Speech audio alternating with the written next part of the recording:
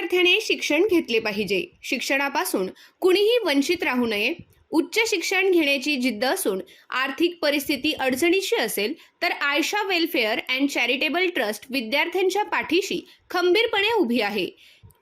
शिक्षणासाठी आवश्यक आर्थिक मदत उपलब्ध करून देण्यासाठी तसेच विद्यार्थ्यांना मार्गदर्शन करण्यासाठी ट्रस्टची एक शाखा लवकरच सटाणा येथे सुरू करण्यात येणार आहे, अशी ग्वाही ट्रस्टचे अध्यक्ष मोहम्मद तैयब कासिम सय्यद यांनी दिली.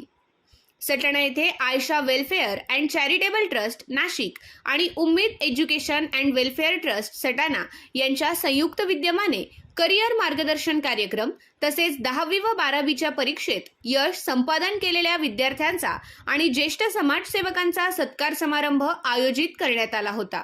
यावेळी ते प्रमुख पाहुणे म्हणून बोलत होते. विद्यार्थ्यांचा गुणगौरव समारंभ पार पडल्यानंतर पुढे बोलताना सय्यद म्हणाले की समाजाला प्रगतीच्या मार्गावर नेण्यासाठी शिक्षण अत्यंत आवश्यक आहे.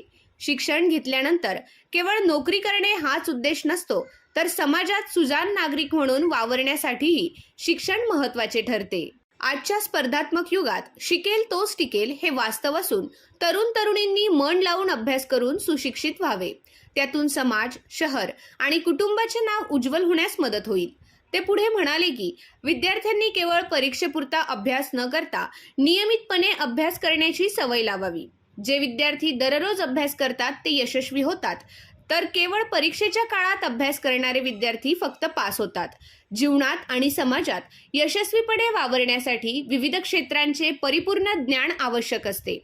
त्यामुळे सातत्याने शिकत राहणे, वाचनाची आवड जोपासणे आणि ज्ञानात भर घालत राहणे गरजेचे असल्याचा मौल्यवान सल्लाही त्यांनी दिला.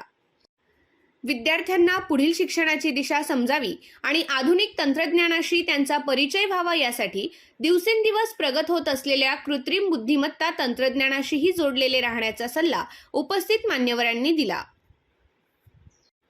या कार्यक्रमाला मार्गदर्शक आसिफ शेख, प्राचार्य अकिल शहा, रहेबरे तालीम समितीचे अध्यक्ष मंजूर शेख, कळवण येथील Iram Shaikh, doctor Digvijay Shaha, advocate AL Patil, नगरसेवक रौफ मुल्ला, राहुल पाटील, हुमेरा यासिर शेख, लताबाई बच्छाव, प्राध्यापिका प्रिया आंबेकर तसेच बागलान पतसंस्थेचे अध्यक्ष फईम शेख, आरिफ मंसुरी, रहमान बागवान, अब्राहिम शहा, मोबिन शेख, भिकन शहा, आलिब मणियार, आसिफ शेख, चिराग मुल्ला, फिरोज तांबोळी, शकील मंसुरी, शफी पठाण आदी मान्यवर प्रमुख पाहुणे म्हणून उपस्थित होते.